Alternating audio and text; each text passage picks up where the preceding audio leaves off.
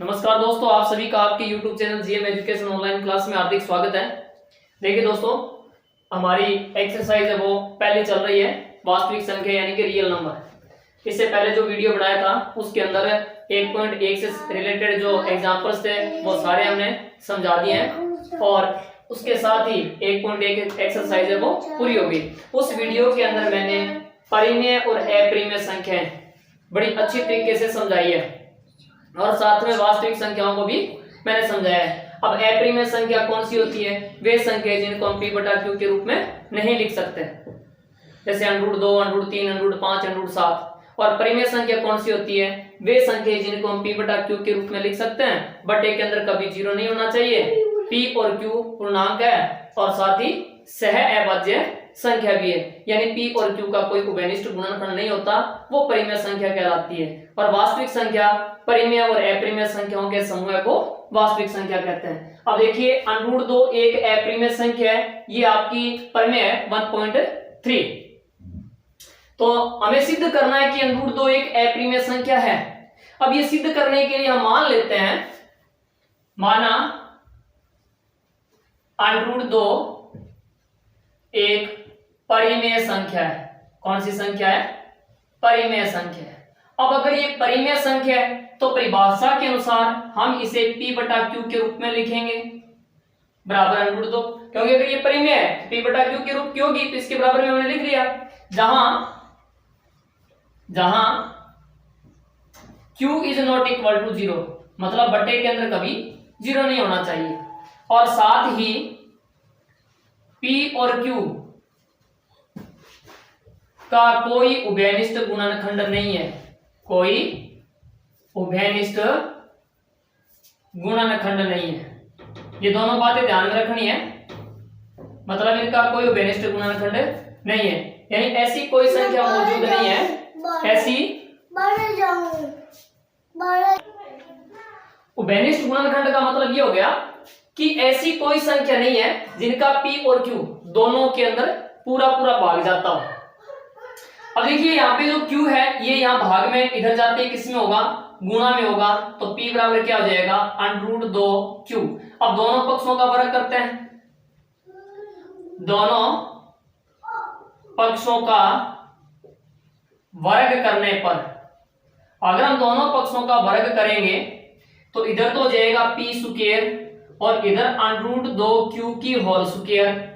इसका मतलब ये हो गया होल स्क्वायर का कि √2 की भी घात 2 है और q की भी घात 2 है, तो p² √2 की स्क्वायर, √2 का वर्गमूल 2 होता है, यानी √2 को आप √2 से गुणा करोगे तो उसका मान 2 आएगा, और q हो गया q²। अब देखिए, अगर हम यूक्लिड विभाजन एल्गोरिथम प्रमेय, जो मतलब इस बार आपके सिलेबस से हटा दी है, लेकिन फिर भी अगर हम उसकी दृष्टि से देखें, जैसे 5 है तो 5 के अंदर अगर हम 2 का भाग दे रहे हैं, 2 बार गया, 4 आ गया और यहाँ पे आ गया एक शेषफल यानी कि रिमाइंडर। अब अगर हम उत्तर की जांच करें तो इन दोनों संख्याओं को गुणा करेंगे, जिसका भाग दिया है उसको भागफल से गुणा करेंगे और शेषफल को जोड़ेंगे, तो ये संख्या बीच वाली संख्या के बराबर आएगी। अब यहाँ देखिए आप, शेषफल अगर यहाँ पे 0 होता तो इसका मतलब ये होता कि भाग पूरा पूरा गया है। जैसे मान लीजिए यहाँ पे 6 करते हैं तो 2 का भाग वो पूरा पूरा जाएगा 3 बार, तो यहाँ पे क्या हो जाएगा? 3 हो जाएगा और शेषफल क्या आ जाएगा? 0 आ जाएगा, तो मतलब भाग पूरा पूरा गया है। ठीक उसी प्रकार देखिए, यहां p² के अंदर 2 का भाग दिया गया है जो q² बार गया है, और यहाँ आगे कुछ नहीं है, मतलब +0 कर सकते हैं। इसका मतलब ये हुआ कि p² है वो 2 से विभाज्य है। क्या अर्थ हुआ इसका? p² 2 से विभाज्य है। अगर p² 2 से विभाज्य है तो p भी 2 से विभाज्य होगा, p भी 2 से विभाज्य होगा। साथ में इसको हम समीकरण नंबर 1 मान लेते हैं, यानी p² के अंदर 2 का भाग जा रहा है तो p के अंदर भी 2 का भाग पूरा पूरा जाएगा। अब फिर से देखिए आप, ये p² है, इसकी जगह हमने p ले लिया, और यहाँ पे 2 है, 2 की जगह 2 ले लिया। अब q की जगह हम यहाँ पे एक बार a ले लेते हैं, a लेकर के अब दोनों पक्षों का वर्ग करेंगे, दोनों पक्षों का वर्ग करने पर अगर हम दोनों पक्षों का वर्ग करेंगे तो ये हो जाएगा p² बराबर 2a की होल स्क्वायर। अब p स्क्वायर बराबर क्या होगा, यहां लिख रहा हूं मैं, p स्क्वायर बराबर 2 का वर्ग हो गया 4 और a का हो गया a स्क्वायर, यानी कि 4a स्क्वायर। अब यहां समीकरण 1 में देखिए आप, p स्क्वायर का मान किसके बराबर है, 2q स्क्वायर के। किसके बराबर है, 2q स्क्वायर के। तो वहां p स्क्वायर लिखा हुआ उसकी जगह हम 2q स्क्वायर लिख सकते हैं, तो वहां पे 2q स्क्वायर लिख देंगे और आगे 4a स्क्वायर है, और ये हमने लिखा है p स्क्वायर बराबर 2q स्क्वायर से। p स्क्वायर है वो 2q स्क्वायर के बराबर है, तो वो हमने लिख दिया। अब ये 2 या गुणा में उधर जाते हैं, किसमें होगा, भाग में होगा, तो इधर q स्क्वायर रहेगा 4a स्क्वायर अपॉन में आ गया 2। अब ये देखो 4 में 2 का भाग जा रहा है, q स्क्वायर बराबर क्या आ गया, 2a स्क्वायर। अब सेम टू सेम ऐसे ही आ गया ये बिल्कुल।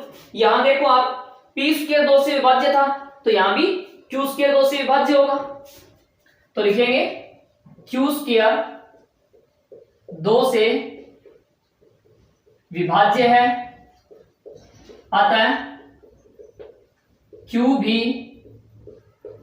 2 से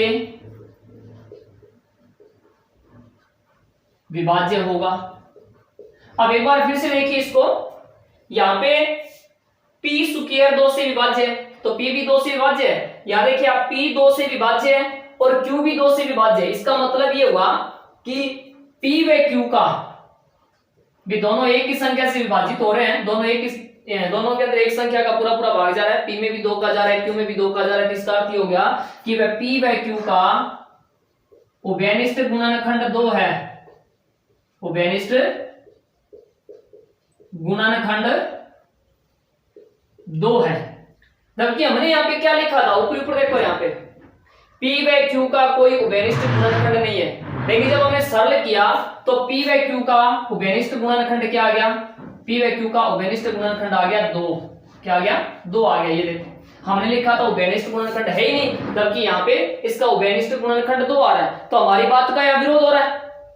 दोबारा बता रहा हूं मैं कैसे हो रहा है। हमने क्या लिखा, p व q का कोई उभयनिष्ठ गुणनखंड नहीं है, यहाँ p और q का उभयनिष्ठ गुणनखंड आ गया, मतलब हमारी बात का विरोध हो रहा है। तो लिखेंगे यहां विरोधाभास हो रहा है, यहां विरोधाभास हो रहा है, हमारा मानना गलत है या हमारी कल्पना गलत है। √2 एक अपरिमेय संख्या है, अपरिमेय संख्या है। एक बार फिर से देख लो इसको, वे हमें ये सिद्ध करना है कि √2 एक अपरिमेय संख्या है। अब ये अपरिमेय संख्या है, तो हमने एक बार इसको मान लिया कि ये परिमेय संख्या है, और अगर ये परिमेय संख्या है तो हम इसको p बटा q के रूप में लिखेंगे। q is not equal to 0 होगा, p और q का कोई उभयनिष्ठ गुणनखंड नहीं होगा। q यहाँ भाग में इधर जाते ही गुणा में हो गया, फिर दोनों पक्षों का वर्ग कर दिया, तो p स्क्वायर बराबर 2q स्क्वायर आ गया। अब p स्क्वायर 2 से विभाज्य, तो p भी 2 से विभाज्य होगा। यहाँ पे p है, p की जगह p ले लिया, 2 की जगह 2 ले लिया, और q स्क्वायर की जगह हमने एक बार a ले लिया। अब दोनों पक्षों का वर्ग करते हैं, p स्क्वायर बराबर 2a की होल स्क्वायर, यानी कि p स्क्वायर बराबर 4a स्क्वायर आ गया।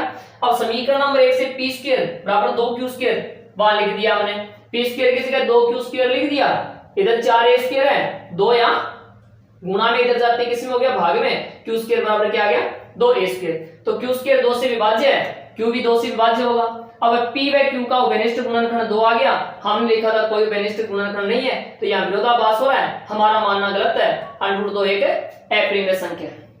अब देखिए आपका अगला जो उदाहरण है, 5वां एग्जांपल, वो क्या है, इसी से समझा देता हूं आपको। अगर आपने ये याद कर लिया तो देखिए इस क्वेश्चन से आप √3 एक अपरिमेय संख्या है, और प्रश्नावली का क्वेश्चन है कि √5 एक अपरिमेय संख्या है। ये दोनों आप आसानी से कर सकते हो। देखिए √3 वाला कैसे करोगे आप, उदाहरण है ये आपका 5वां। उदाहरण 5 में है, दर्शाइए कि √3 एक अपरिमेय संख्या है। तो मान लेंगे जहां जहां √2 लिखा हुआ है वहां पे √3 कर देंगे। माना √3 एक अपरिमेय संख्या है। अगर ये अपरिमेय संख्या तो हम p बटा q के रूप में लिखेंगे। p बटा q बराबर क्या होगा, √3 होगा, जहां q is not equal to 0 तथा p और q का कोई उभयनिष्ठ गुणनखंड नहीं है। p बराबर क्या होगा, यहाँ q देखो भाग में इधर जाते गुणा में होगा तो p बराबर √3q हो जाएगा। फिर दोनों पक्षों का वर्ग करेंगे, इधर p स्क्वायर और इधर क्या आ जाएगा √3q की होल स्क्वायर। p स्क्वायर √3 का वर्ग कितना होता है, 3 होता है। कितना होता है, 3 होता है। और q स्क्वायर का q स्क्वायर, देखो p स्क्वायर यहाँ 3 से विभाज्य है। किससे विभाज्य है, 3 से, तो p भी किससे विभाज्य हो जाएगा, 3 से विभाज्य हो जाएगा। अब फिर से p बराबर की जगह बराबर और 3 की जगह हम यहाँ पे 3 लेंगे और इधर q स्क्वायर है उसकी जगह हमने एक बार a ले लिया। दोनों पक्षों का वर्ग करेंगे, तो p स्क्वायर बराबर 3a की होल स्क्वायर, क्या हो जाएगा 3a की होल स्क्वायर। तो p स्क्वायर बराबर 3 का वर्ग होता है 9, तो p स्क्वायर बराबर क्या हो जाएगा 9a स्क्वायर। अब जो p स्क्वायर है वो समीकरण नंबर 1 में देखो 3q स्क्वायर के बराबर है, तो यहाँ पे क्या होगा p स्क्वायर की सीध में लिखे हम 3q स्क्वायर और इधर है 9a स्क्वायर। अब ये 3 यहाँ गुणा में इधर जाती किस में होगा, भाग में, यानी q स्क्वायर बराबर 9a स्क्वायर बटा 3 हो जाएगा। q स्क्वायर बराबर 9a स्क्वायर बटा 3 हो जाएगा। और ये हमने कहां से लिखा है, समीकरण नंबर 1 से लिखा है। q स्क्वायर 9 के अंदर 3 का भाग है वो 3 बार जा रहा है, तो q स्क्वायर बराबर क्या आएगा 3a स्क्वायर। तो q स्क्वायर 3 से विभाज्य है, अतः q भी किससे विभाज्य होगा, 3 से विभाज्य होगा। p बाय q का उभयनिष्ठ गुणनखंड क्या आ गया, जैसे उसमें 2 आया था इसमें 3 आ गया। यहाँ विरोधाभास हो रहा है, हमारा मानना गलत है, √3 एक अप्रिमेय संख्या है। तो उम्मीद करता हूँ ये क्वेश्चन समझ में आया होगा। अगर आप √5 का कर रहे हो तो देखो छोटा सा तरीका बता देता हूँ आपको, जहां जहां √3 लिखा हुआ वहां क्या लिख दोगे आप, √5 लिख दोगे। ये आपकी जो एक्सरसाइज है 1.2 उसका पहला प्रश्न है, 1.2 का पहला प्रश्न है, तो ये आप खुद कर सकते हो। जहां जहां √3 लिखा हुआ है वहां क्या करोगे आप 5 करोगे, √5 करोगे, और जहां सीधा 3 लिखा हुआ वहां पे आप लिखोगे 5, और जहां 9 है वहां पे वर्ग हो गया, यानी कि यहाँ पे आप 25 करोगे और यहाँ पे आ जाएगा 5, फिर 5 से विभाज्य हो जाएगा p और q, उभयनिष्ठ गुणनखंड 5 आ जाएगा। बाकी सारा का सारा ऐसा ही है, जैसे हमने √2 का किया वैसे √3 का होगा और वैसे √5 का होगा, और वैसे आप आगे करना चाहो तो √7 का भी ऐसे ही होगा। अब देखिए अगला क्वेश्चन,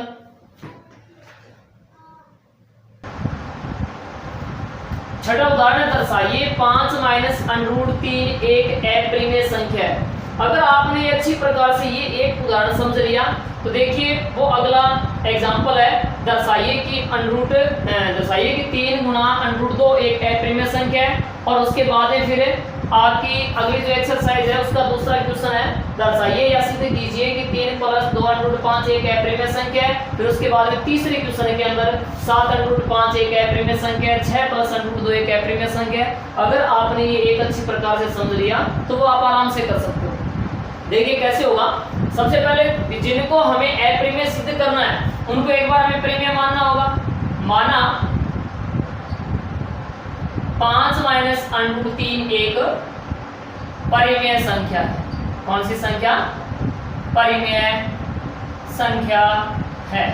अब अगर ये परिमेय संख्या थी निश्चित तौर पे p/q के रूप की होगी, तो p/q बराबर 5 - √3 लिख लिया हमने, जहां q है वो कभी भी 0 के बराबर नहीं होता। p/q ये दोनों, इनका कोई उभयनिष्ठ गुणनखंड नहीं है, p और q पूर्णांक है और साथ में ये सह अभाज्य संख्या है। कौन सी है, सह अभाज्य संख्या है, पूर्णांक है तथा सह अभाज्य संख्या है। देखो अगर सीधा √2, √5, √7, √3 इनको अप्रिमेय अगर हमें सिद्ध करना है तो थोड़ी सी लंबी प्रोसेस, लेकिन जो हमने इससे पहले वाला एग्जांपल के अंदर समझाया अच्छी प्रकार से। लेकिन अगर ये जो अप्रिमेय संख्या वो किसी के जोड़ में आ जाए या किसी के घटाव में आ जाए या इनके कोई जोड़ में कोई संख्या आ जाए या इनके गुणा में हो, यानी कि अप्रिमेय संख्याओं के गुणा में कोई संख्या हो या भाग में कोई संख्या हो, तो इनको हम इस तरीके से सॉल्व कर सकते हैं। देखिए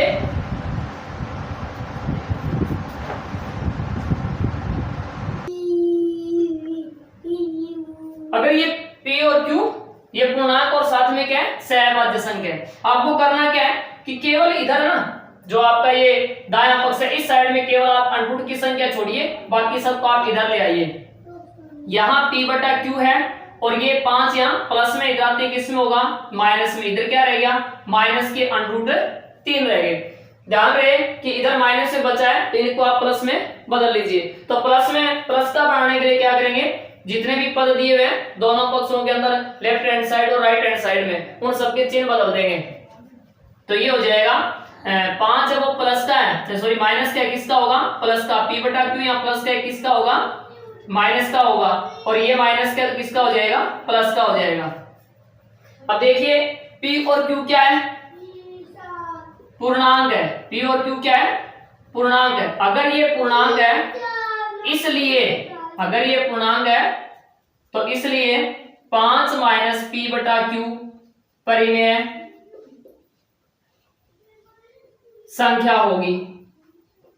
अब अगर ये परिमेय संख्या है 5 माइनस P बटा Q अगर परिमेय संख्या है तो इनके बराबर में जो भी होगा वो परिमेय होगा। अतः √3 भी परिमेय संख्या होगी। जबकि आपको पता है क्योंकि इससे पहले हमने सिद्ध किया था कि √3 है वो क्या है अपरिमेय संख्या है, जबकि √3 अपरिमेय संख्या है, √3 अपरिमेय संख्या है। यहां विरोधाभास हो रहा है, यहां विरोधाभास हो रहा है, हमारा मानना गलत है। 5 माइनस √3 एक अपरिमेय संख्या है।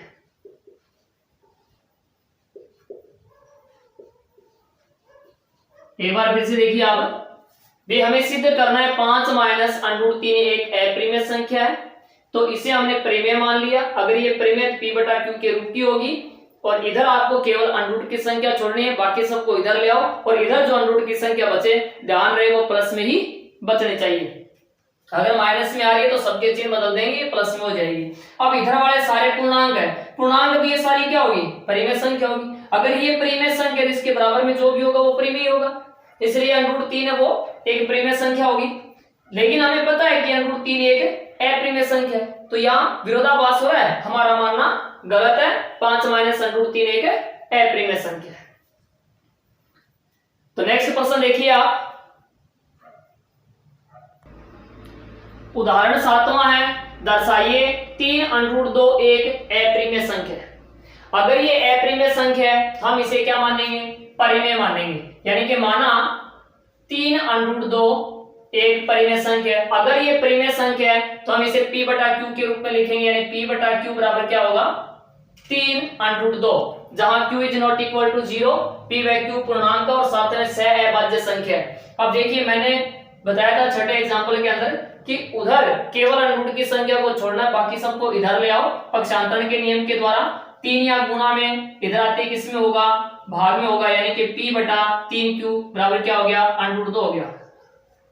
अब इधर अनरूट की संख्या बची है, इधर क्या आ गया P बटा 3Q आ गया। तो P और Q पूर्णांक है, अगर ये पूर्णांक है तो ये भी पूर्णांक ही है, 3 भी पूर्णांक है। अब ये तीनों चीजें अगर पूर्णांक है मतलब 3 P व Q पूर्णांक है, इसलिए ये P बटा 3Q है वो परिमेय संख्या हो जाएगी। अब अगर ये परिमेय संख्या इसके बराबर में जो भी लिखा गया है वो भी क्या होगा परिमेय होगा, यानी कि √2 भी परिमेय संख्या होगी। जबकि हमने प्रमेय 1.3 के अंदर सिद्ध किया था कि √2 एक अपरिमेय संख्या है, जबकि √2 एक क्या है अपरिमेय संख्या है। यहां विरोधाभास हो रहा है, हमारा मानना गलत है। 3 √2 एक क्या है अपरिमेय संख्या है। तो ये आपके जो एग्जाम्पल थे वो तो पूरे हो गए। अब देखिए आप एक्सरसाइज 1.2 प्रश्नावली 1.2 का पहला प्रश्न है, सिद्ध कीजिए कि √5 एक अप्रिमेय संख्या है। ये बिल्कुल वैसे ही है जैसे हमने √2 एक अप्रिमेय संख्या सिद्ध किया था, √3 एक अप्रिमेय संख्या सिद्ध किया था, बिल्कुल वैसे ही है। देखिए √5 एक अप्रिमेय संख्या है, तो इसे अप्रिमेय सिद्ध करने के लिए सबसे पहले हम मानेंगे कि माना √5 एक परिमेय संख्या है, परिमेय संख्या है। अब अगर ये परिमेय संख्या है तो ये p बटा q के रूप में होगी। p बटा q बराबर क्या होगा, √5, जहां q is not equal to 0, p व q का कोई उभयनिष्ठ गुणनखंड नहीं है, कोई उभयनिष्ठ गुणनखंड नहीं है। इसका मतलब ये हुआ कि p और q सह अभाज्य संख्या है। कौन सी संख्या है, सह अभाज्य संख्या। अब सह अभाज्य संख्या होती कौन सी है वो मैंने इससे पहले वाले वीडियो के अंदर बहुत ही अच्छी तरीके से समझाई है, तो वो वीडियो आप देख करके अच्छी तरीके से समझ लीजिए। तो p और q का कोई उभयनिष्ठ गुणनखंड नहीं है। अब ये q यहां भाग में इधर जाते हैं, किस में हो जाएगा, गुणा में हो जाएगा, तो √5 गुणा q। अब दोनों पक्षों का वर्ग करेंगे, दोनों पक्षों का वर्ग करने पर, अगर हम दोनों पक्षों का वर्ग करेंगे तो इधर तो हो जाएगा p स्क्वायर और इधर हो जाएगा √5 q की होल स्क्वायर। तो p स्क्वायर बराबर क्या होगा, √5 का वर्ग 5 हो गया और q का क्या हो गया, q स्क्वायर। तो देखिए p स्क्वायर है वो 5 से विभाज्य है, p स्क्वायर 5 से विभाज्य है, तो p भी 5 से विभाज्य होगा। अगर p स्क्वायर 5 से विभाज्य है तो p भी 5 से विभाज्य होगा। और साथ में इसको हम समीकरण नंबर 1 मान लेते हैं। अब दोबारा से लिखते हैं, p स्क्वायर की जगह हमने p लिख लिया, 5 की जगह 5 और q स्क्वायर की जगह हमने a कर दिया।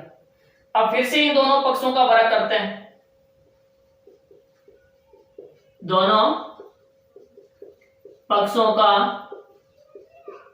वर्ग करने पर, अगर हम इनका वर्ग करेंगे तो ये हो जाएगा p स्क्वायर और इधर आ जाएगा 5a की होल स्क्वायर।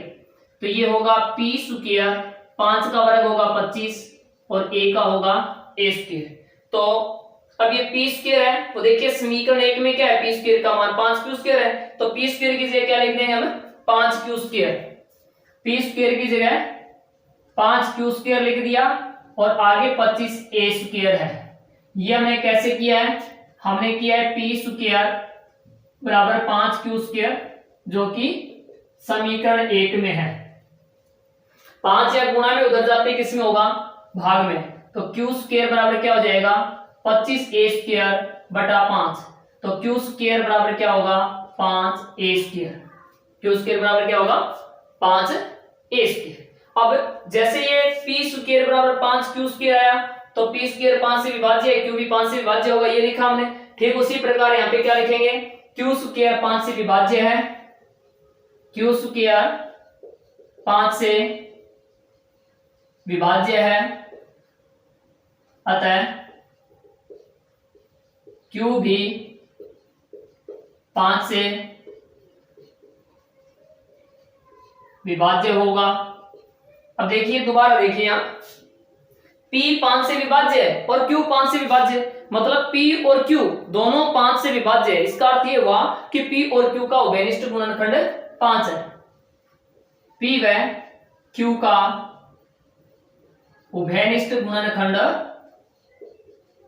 उभयनिष्ठ गुणनखंड 5 है। देखिए यहाँ पे गुणनखंड 5 है और यहाँ पे हमने क्या लिखा था, कोई गुणनखंड नहीं है, तो यानी कि यहाँ पे हमारी बात का विरोध हो रहा है। यहाँ तो गुणनखंड नहीं है और यहाँ पे क्या है, गुणनखंड है, तो हमारी बात का विरोध हो रहा है ना। तो यहाँ पे लिखेंगे हम, यहाँ विरोधाभास हो रहा है, यहाँ विरोधाभास हो रहा है, हमारा या विरोधाभास हो रहा है, तो हमारा मानना गलत है। या हमारी कल्पना गलत है, हमारा मानना गलत है, √5 एक अपरिमेय संख्या है।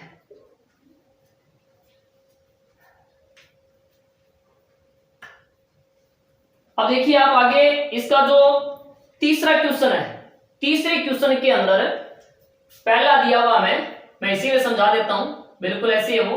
तीसरे के पहले के अंदर दिया हुआ है कि 1/√2।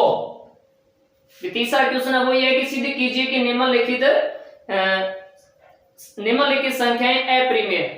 तीसरे क्वेश्चन के अंदर क्या दिया हुआ है, सिद्ध कीजिए कि निम्नलिखित संख्याएं अपरिमेय, और उसके अंदर पहला दिया हुआ है 1/√2। मैं ये पहले समझा रहा हूं क्योंकि बिल्कुल इसके जैसा है, इसलिए ना मैं पहले समझा रहा हूं, बाकी और है वो एक जैसे हैं।